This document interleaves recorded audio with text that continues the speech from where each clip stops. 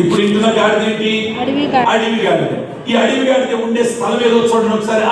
అడవి గాడిదను స్వేచ్ఛగా పోల్చిన వాడెవడు? అడవి గాడిద కట్లను విప్పిన వాడెవడు? నేను అరణ్యమును దానికి ఇల్లుగాను. వినండి. ఈ అడవి గాడిదకు దేవుడు ఇల్లు ఎక్కడ పెట్టినాడంటే దానికి కొంచెం గట్టి చెప్పండి.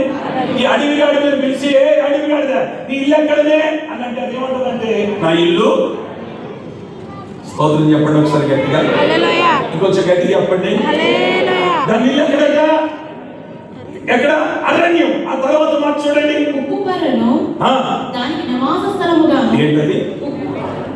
దాని అడ్రస్ ఏమో అరణ్యం, ఇల్లేమో చెప్పండి ఉప్పుపర్ర. ఆ తర్వాత మాట ఏంటి? ఉప్పుపర్రను దానికి నివాస స్థలముగా నియమించుదుని. పట్టణపు కోలాహలమును, గట్టిగా వినాలి మాట, పట్టణపు కోలాహలమును అది తిరస్కరిస్తుంది. తోలువాని కేకలను అది వినదు. ఏ గాడిద?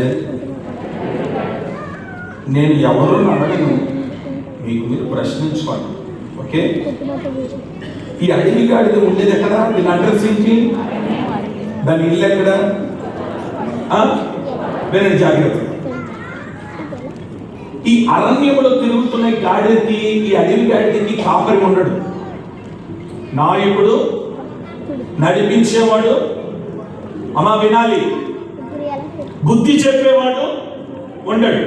ఓకే, ఈ అరణ్యంలో తిరుగుతున్న గాడిదే ఏది తినాలో ఏది తినకూడదో దానికి ఏమి, ఇక దానికి నచ్చింది తింటది, ఎక్కడ పడితే అక్కడికి వెళ్తుంది. ఇంకో మాట ఏం చెప్పాలంటే దానికి శుభ్రత లేదు, స్నానం లేదు, ఏమంటే పలు తొమ్మిది లేదు, మొహం కడిగేది.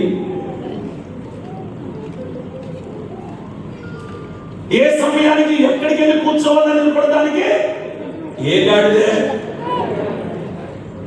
ఇప్పుడు సంఘంలో లేరంటారా?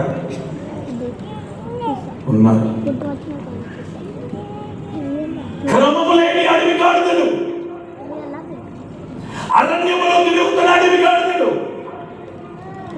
ఈ అరణ్యములో తిరుగుతున్న వాటికి నాయకుడు ఉండడు. ఈ అరణ్యములో తిరుగుతున్న వాడికి కాపరి, ఈ అరణ్యములో తిరుగుతున్న వాడికి బుద్ధి చెప్పేవాడు.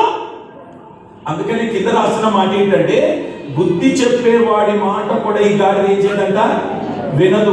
రెండో మాట అక్కడ ఏమని రాస్తుందో తెలుసా? అలాంటి వాడిని తిరస్కరిస్తున్నట్టు గాడిద. ఎందుకంటే దానికి అలవాటు లేదని, బుద్ధి మాట లేని అలవాటు లేదు. అందుకని తిరస్కరించే స్వభావం. చెప్పండి ఏమండి? బుద్ధి చెప్పేవాడి మాట వినదు. ఏమంటే రాస్తుంది చూడండి, 7వ వచనంలో ఏముందమ్మా?